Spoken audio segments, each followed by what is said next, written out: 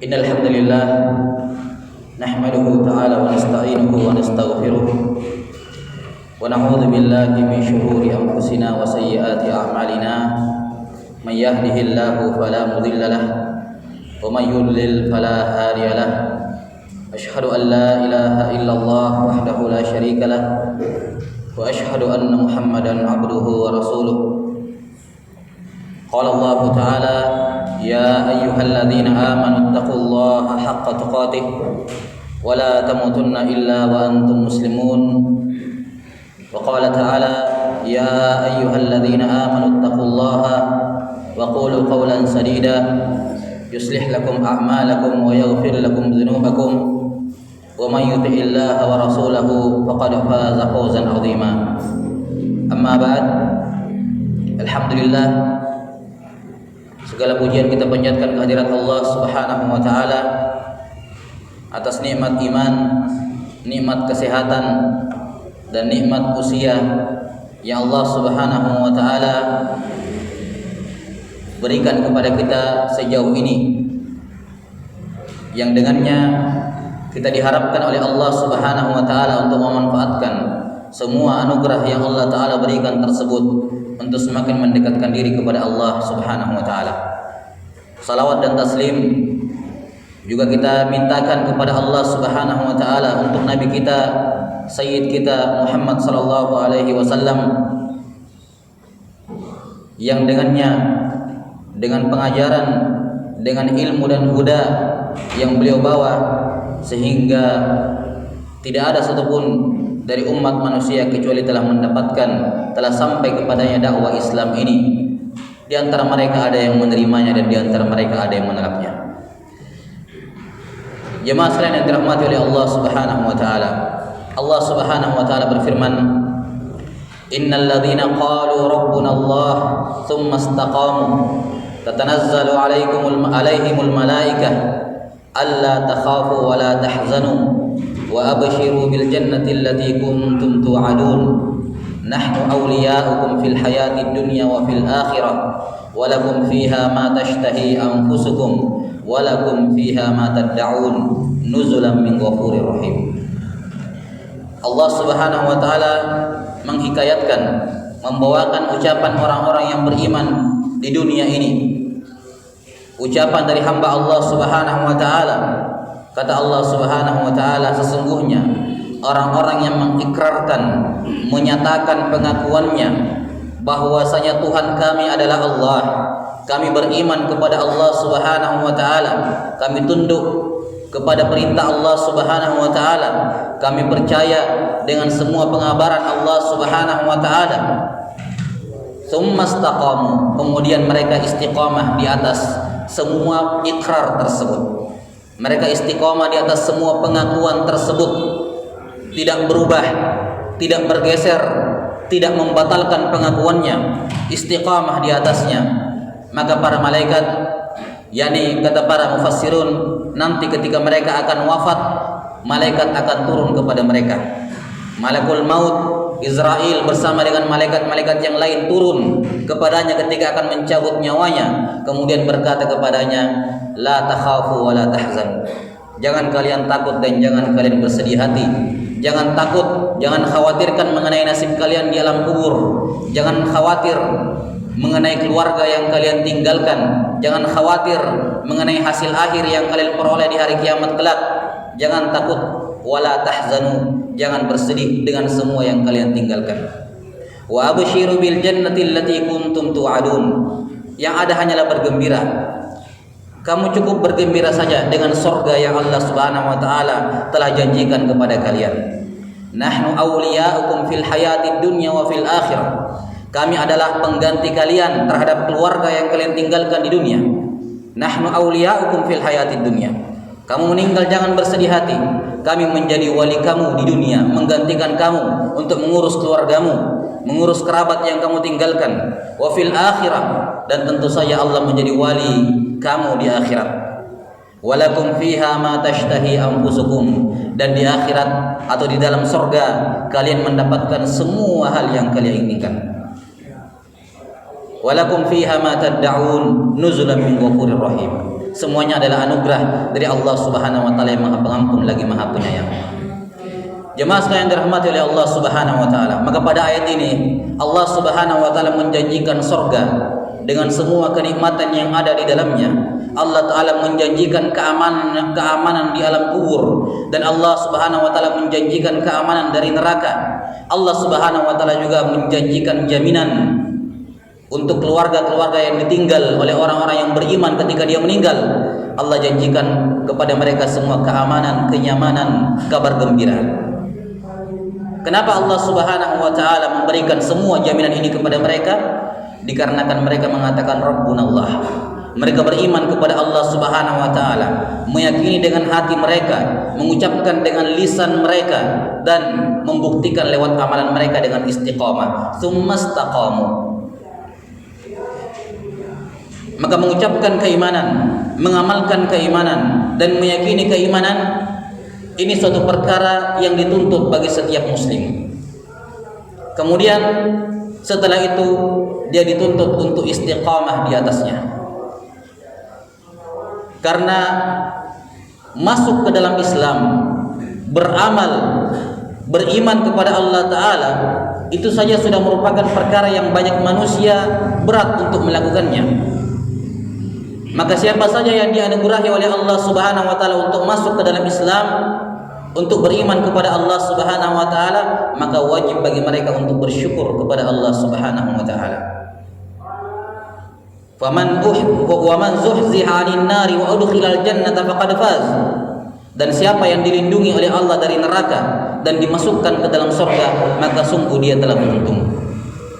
Dan di antara bentuk kesyukuran adalah dengan menjaga hidayah yang Allah Ta'ala berikan tersebut, menjaga keimanannya, menjaga ibadah, menjaga setiap zikir, bacaan Quran yang dia lakukan sejauh ini dengan istiqamah berada di atasnya. Dan perkara istiqamah ini merupakan kunci semua kebaikan di dunia dan di akhirat. Karena itulah ketika seorang sahabat yang bernama Sufyan ibn Abdullah al-Bajali radhiyallahu anhu pernah datang kepada Rasulullah sallallahu alaihi wasallam kemudian bertanya, "Ya Rasulullah, qul li fil Islami qawlan la as'alu anhu ahadan ghairak." Wahai Rasulullah, ajarkan kepadaku satu ucapan yang saya akan pegang ucapan ini sehingga saya tidak butuh lagi bertanya kepada siapapun sepeninggalmu. Saya tidak perlu bertanya kepada siapapun. Saya pegang kalimat ini kuat-kuat, saya akan selamat. Saya tidak perlu ada wasiat lain selain daripada ini, wahai Rasulullah. Ajarkan kepadaku wasiat, ajarkan kepadaku ucapan yang kalau saya pegang ini kuat-kuat, saya akan selamat. Kata Nabi sallallahu alaihi wasallam, "Qul amantu billahi tsumma istaqim." Katakan, wahai Sufyan, amantu billah. Saya beriman kepada Allah. Saya membenarkan semua janji-janjinya. Saya percaya semua ancaman-ancamannya. Saya mengikuti semua perintahnya. Saya menjauhi semua larangannya. Saya beriman kepada Allah. Saya percaya semua yang Allah bilang melalui lisan Rasulullah SAW atau dari Al-Quran. Tsumma istaqim. Setelah itu kamu istiqamah di atasnya. Jaga baik-baik. Jemaah Jumat yang dirahmati oleh Allah Subhanahu wa taala, keistiqomahan bukan bermakna tidak berbuat dosa. Keistiqomahan bukan berarti seorang harus tidak boleh terjatuh dalam dosa. Ini perkara yang mustahil tentu saja. Bukan itu makna keistiqomahan. Karena setiap Bani Adam, setiap putra Adam, kata Nabi sallallahu alaihi wasallam, khata, pasti akan melakukan kesalahan, cepat atau lambat, sengaja maupun tidak disengaja, disadari maupun tidak disadari. Maka yang dimaksud dengan keistiqomahan adalah seorang muslim menjaga agar rekam jejak kehidupannya, usianya sebahagian besarnya di atas ketaatan kepada Allah Subhanahu wa taala, dan dia menutup umurnya di atas kebaikan.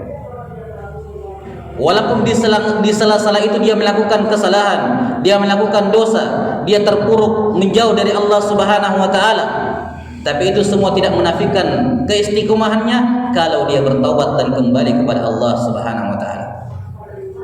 Maka inti dari keistiqomahan adalah seorang mengusahakan semaksimal mungkin agar pada sebagian besar harinya, sebagian besar pekan minggu yang dia lewati, sebagian besar bulan yang dia lewati, sebagian besar tahun dalam umurnya dia habiskan di atas ketaatan, dan itu semua tidak berarti kalau dia tidak menutup umurnya dengan ketaatan pula. Kata Rasulullah sallallahu alaihi wasallam, innamal a'malu bil khawatim. Sesungguhnya setiap amalan bil khawatim, tergantung dengan penutupnya. Dan setiap orang pada hari kiamat akan dibangkitkan sesuai dengan kondisi ketika dia meninggal. Siapa saja yang istiqomah seumur hidupnya, namun di akhir umurnya dia menyimpang dan melakukan kemaksiatan, maka dia dibangkitkan di atas kemaksiatan tersebut. Dan siapa saja yang menghabiskan umurnya di atas kemaksiatan, tapi di akhir umurnya dia bertaubat kepada Allah Ta'ala, maka Allah Ta'ala akan membangkitkan dia sebagai orang yang bertaubat. Maka seorang dinilai dengan penutupnya. Karena itulah wajar nasihat dari para nabi, Nabi Ibrahim, Nabi Yakub, dan wasiat dari semua orang-orang yang beriman. Ya Allah Ta'ala wasiatkan kepada mereka, fala tamutunna illa wa antum muslimun. Karena disitulah kuncinya, orang meninggal dalam keadaan apa? Jangan kalian mati kecuali dalam keadaan muslim. Tidak peduli apapun yang kamu lakukan, jangan sampai kamu meninggal dalam keadaan menyekutukan Allah Subhanahu wa Ta'ala. Seorang sahabat Nabi SAW yang bernama Amr ibn al-As radhiyallahu anhu, dia seorang musyrikin, seorang musyrik, datang kepada Nabi SAW mengatakan, ya Muhammad, saya mau masuk Islam, tapi saya punya persyaratan. Kalau kamu berikan persyaratan saya ini, saya mau masuk Islam. Kata beliau sallallahu alaihi wasallam, apa persyaratannya? Katanya, dulu saya banyak melakukan kejahatan, saya banyak melakukan pelanggaran, kesyirikan dan seterusnya. Yang kamu anggap perbuatan saya ini syirik, saya sudah sering lakukan. Yang kamu anggap perbuatan saya ini perbuatan dosa besar, saya banyak lakukan. Saya cuma minta satu syarat kepada Tuhanmu, wahai Muhammad. Saya mau masuk Islam asalkan semua dosa saya telah terdahulu diampuni. Kalau diampuni, saya mau masuk Islam. Maka kata Nabi SAW, ala ta'alamu ya Amr annal Islam yajubbu ma qablah. Tidakkah kamu tahu wahai Amr bahwa masuk Islam itu menggugurkan semua dosa yang terdahulu? Maka dia pun langsung masuk Islam. Maka yang paling penting adalah seorang menjaga sebagian besar kehidupannya di atas ketaatan kepada Allah Subhanahu wa Ta'ala, kemudian dia menutup usianya di atas itu. Walaupun mungkin diselingi dengan kemaksiatan, pelanggaran, menyimpang, menjauh dari Allah Ta'ala, tapi Allah Subhanahu wa Ta'ala selalu memanggil untuk kembali kepadanya. Maka jemaah sekalian dirahmati oleh Allah Subhanahu wa Ta'ala, kemaksiatan adalah terus berada di atas track yang benar, walaupun suatu saat dia keluar, dia menyimpang dari jalannya, tapi kemudian dia kembali kepadanya. Itulah kemaksiatan, itulah keistiqomahan, dan dia menutup akhir umurnya dengan sampai di garis finish yang dia inginkan. Jemaah sekalian dirahmati oleh Allah Subhanahu wa Ta'ala, ada dua hal secara umum yang penting untuk diperhatikan untuk menjaga keistiqomahan. Yang pertama, tentunya dengan menjaga semua kebiasaan-kebiasaan baik yang kita lakukan. Menjaga semua ibadah-ibadah yang sejauh ini sudah kita lakukan secara rutin. Kalau ibadah wajib tidak perlu dipertanyakan. Ibadah wajib harus rutin, tidak boleh ditinggalkan. Namun kita berbicara lebih khusus ke ibadah-ibadah yang sunnah. Ibadah wajib kita tidak punya opsi untuk menjauh dan meninggalkan. Tapi di ibadah sunnah, orang punya banyak opsi untuk meninggalkan.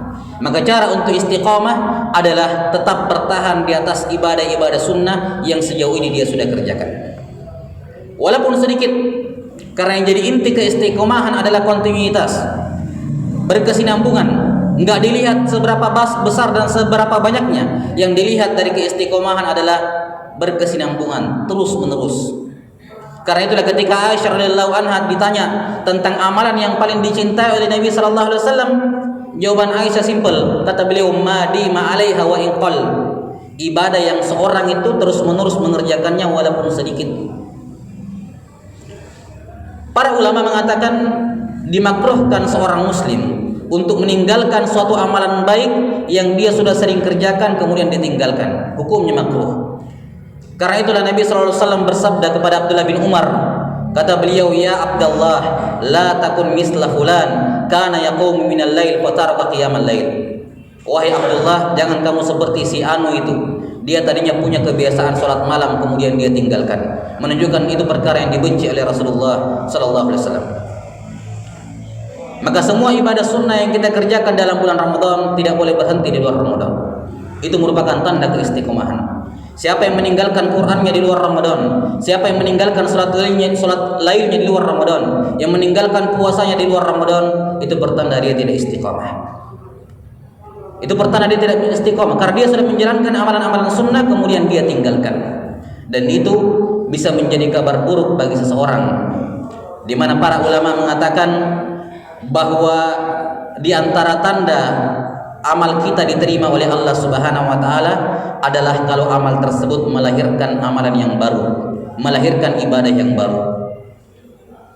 Kapan seorang sudah beribadah kepada Allah dengan ibadah apa saja, kalau setelah ibadah itu dia merasakan pertambahan keimanan sehingga mendorong dia untuk melakukan ibadah yang lain, maka itu menjadi pertanda mudah-mudahan kemungkinan besar ibadahnya diterima. Tapi siapa saja yang berpuasa dalam bulan Ramadan, sholat tarawih dalam bulan Ramadan, rajin membaca Quran dalam bulan Ramadan, namun setelah selesai Ramadan dia berhenti seluruhnya, itu bertanda buruk. Jangan-jangan ibadahnya enggak diterima oleh Allah. Kenapa enggak dilanjutkan? Kenapa enggak berlanjut setelah keluar bulan Ramadan? Kenapa dia hanya berhenti sampai di situ? Karena amalan kalau dia soleh, maka akan mengantarkan kepada amalan berikutnya, akan mengantarkan kepada ibadah berikutnya. Ini cara yang pertama untuk menjaga keistiqomahan. Kemudian perkara yang terakhir, yang kedua adalah senantiasa dia kembali kepada Allah, bertobat kepada Allah ketika dia berbuat maksiat. Karena orang yang terus-menerus di atas maksiat itu bukan orang yang istiqomah. Kapan seorang dikatakan terus-menerus di atas maksiat? Bukan dengan cara mengulang-ulangi dosa. Mengulang-ulangi dosa itu manusiawi. Tapi yang menjadi perkara yang bermasalah adalah ketika seorang melakukan dosa kemudian tidak bertobat, lakukan lagi tidak bertobat, lakukan lagi tidak bertobat, itu yang namanya terus-menerus di atas dosa. Adapun bagi orang yang melakukan dosa kemudian taubat, dosa lagi, taubat lagi, dosa lagi, taubat lagi, ini bukan orang yang terus-menerus di atas maksiat, inilah orang yang istiqomah. Tidak peduli seberapa banyak berulang dosa-dosanya, selalu dia iringi dengan taubat kepada Allah Subhanahu wa taala. Inilah ciri keistiqomahan. Aqulu ma tasma'un wa astaghfirullah li wa lakum wa li sairil muslimina min kulli dzamb innahu huwal ghafurur rahim.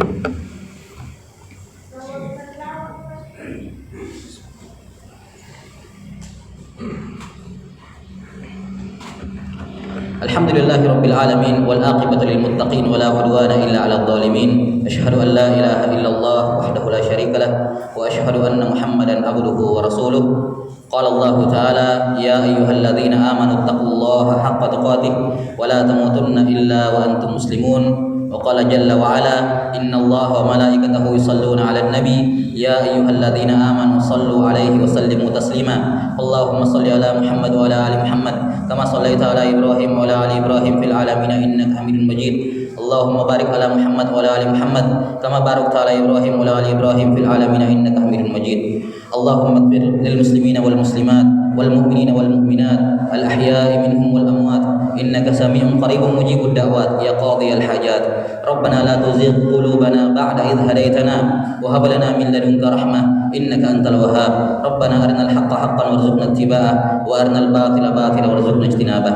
Rabbana atina fid dunya hasanah wa fil akhirati hasanah wa qina adzabannar. Ibadallah, innallaha ya'muru bil adli wal ihsan wa ita'i dzil qurba wa yanha 'anil fahsya'i wal munkari wal baghi ya'idzukum la'allakum tadhakkarun. Fadhkurullaha yadhkurkum washkuruhu ala jami'i ni'amihi yazidkum wa la dzikrullahi akbar. Wallahu ya'lamu ma tasna'un.